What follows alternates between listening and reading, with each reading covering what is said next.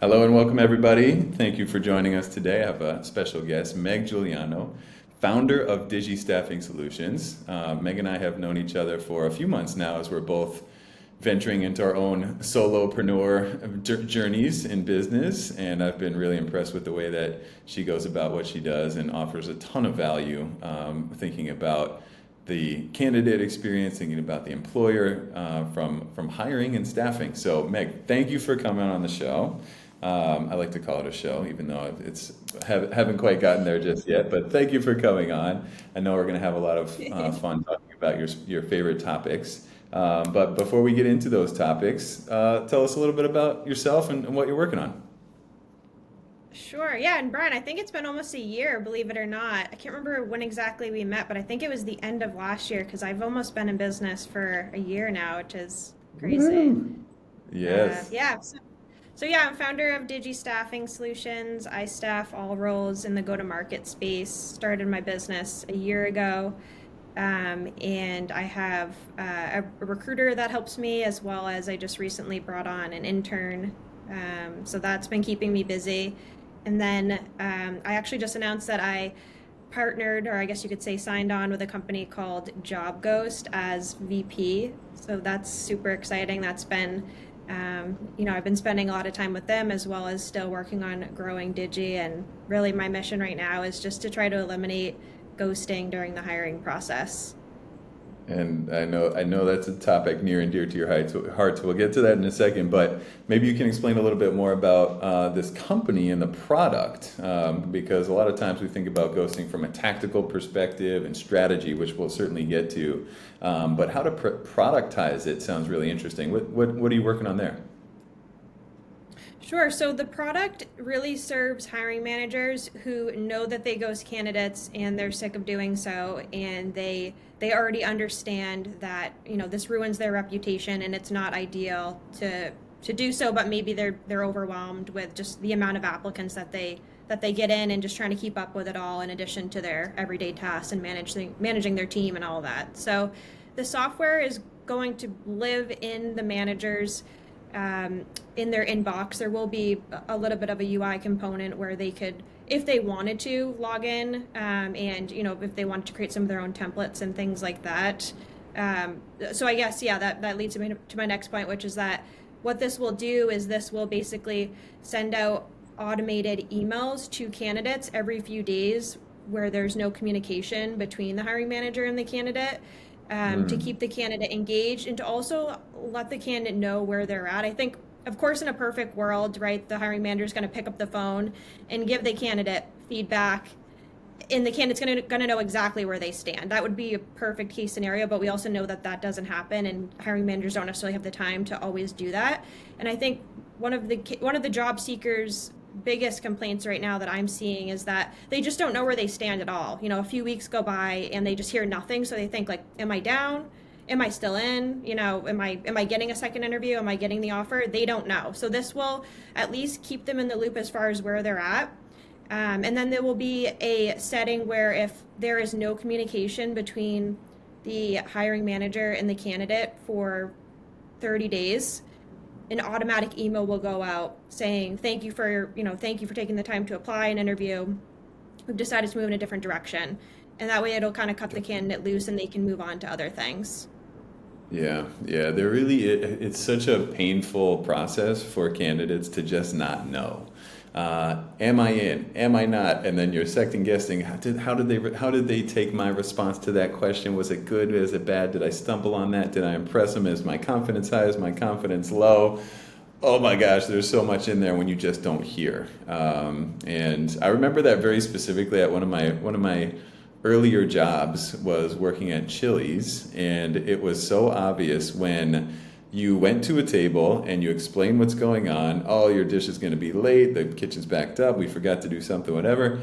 So much different than just letting that table sit there and stew and wonder, look over their shoulder. Where's my food? And it's a metaphor that I like to use here, and it's just really painful when people just don't know the status. So I appreciate you leading the charge on that. So thinking about ghosting in particular, man. So this is such a relevant topic for people, as we were just describing. The way that the current the job hiring market is right now feels very employer friendly, and so it's kind of in this moment of like, oh yeah, there's a ton of candidates, and I don't have the time to get back to them, and we're kind of in the driver's seat, so that's, it kind of is what it is a little bit. But I'd love to get your take on that. You represent both sides, you understand both sides.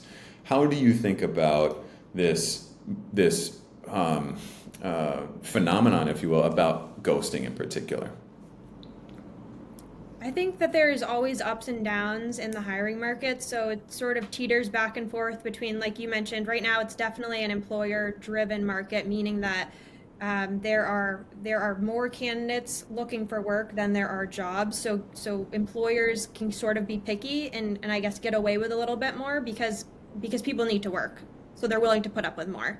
But if you remember back in 2020, 2021, it was a candidate job seeker driven market where, I mean, people were hiring anybody. Like, it was a great time to be a recruiter because it was so easy to make a placement. Like, as long as the person, could show up to work and, whatever, like, they were getting the job. That's how desperate companies were to hire and to fill their roles.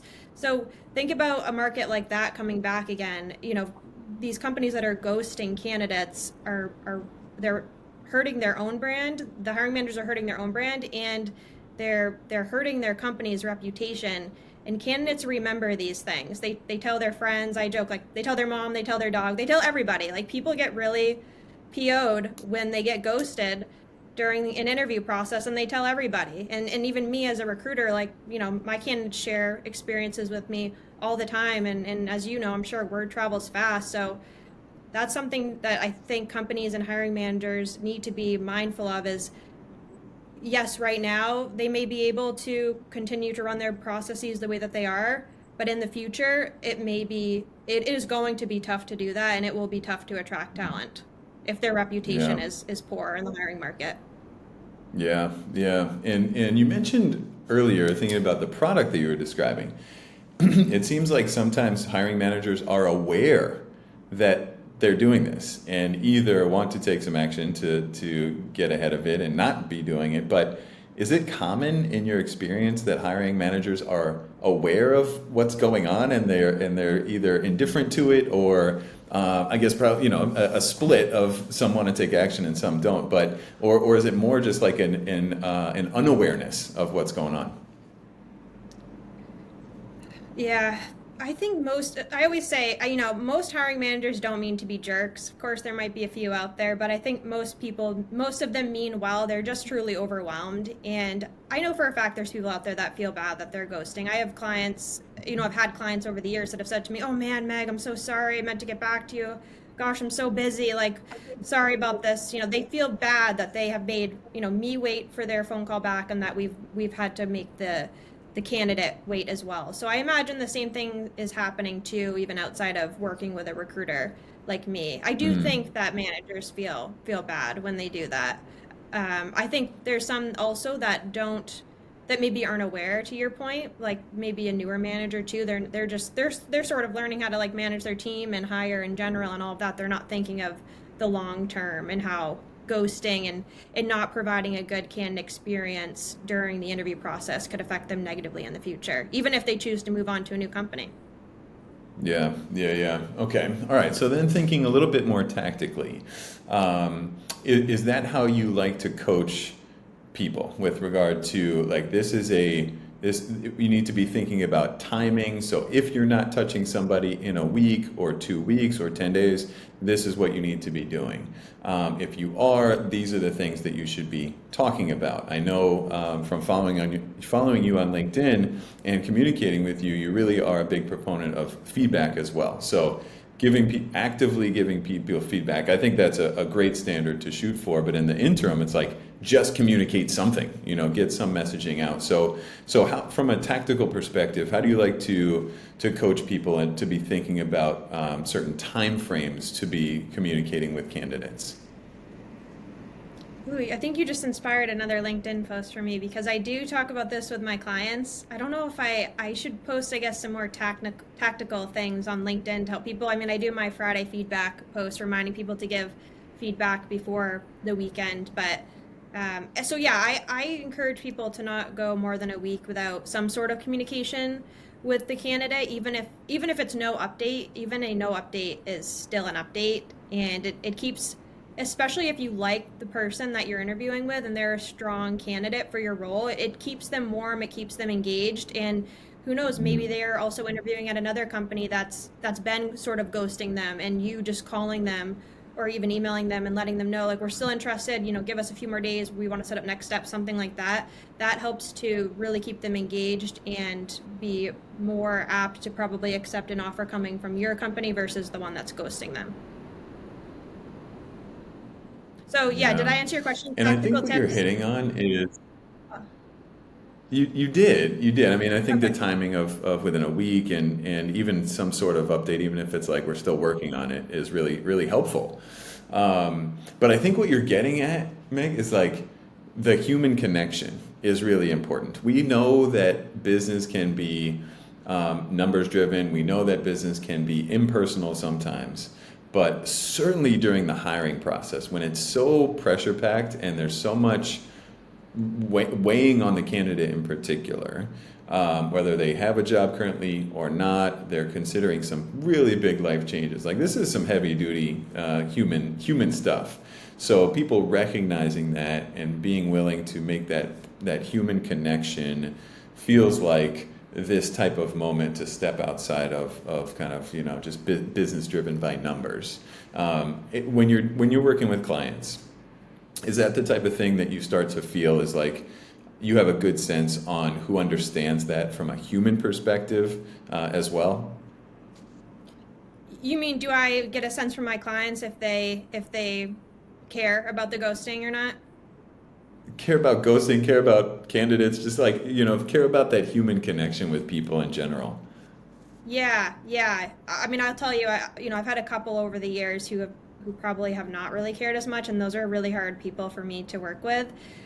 But again, most do, and I always tell them too, like, look, if I don't hear from you, like, I'm gonna, bug the crap out of you until you call me back. I'm gonna hunt you down because I'm just trying to help you keep a good reputation with the candidate, and that's sort of my job to be in that in between role and keep everybody feeling good about things. So I think they get it. Yeah. Again, I think it just comes down to people being overwhelmed. They do care. They don't necessarily want to treat people poorly during the interview process, and some just maybe need a little bit more coaching too. I mean, I know for me, when I was a manager for a couple of years in a call center when I was younger, I interviewed people, but I was never, and this wasn't just like a me thing. I think just this happens in general. I was never really like sat down and told, like, here's how you interview somebody.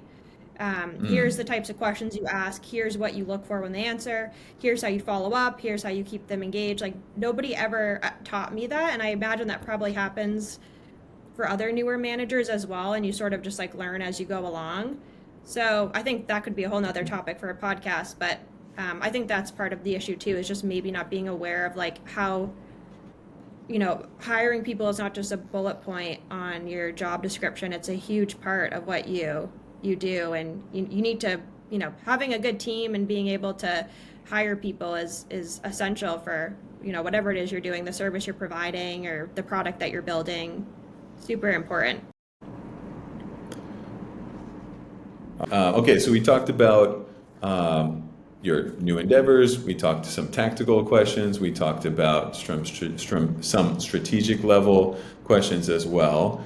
So much of this is ever changing and always top of mind for people. So if people want to get in touch with you, Meg, or be thinking about this for their own company, where would people go to find you? They can find me on LinkedIn. I post pretty much every weekday, and that's I think it's Megan Juliano underscore on LinkedIn. They can go to digistaffing find out more about my recruiting business, and then they can go to jobghost.ai, and we have just a simple landing page there right now. where people can sign up for our wait list and be the first ones to know when we officially launch.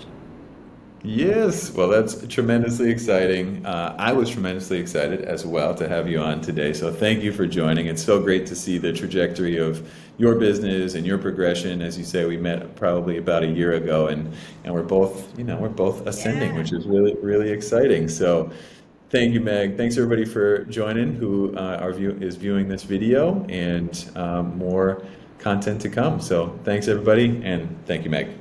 Thanks, Brian.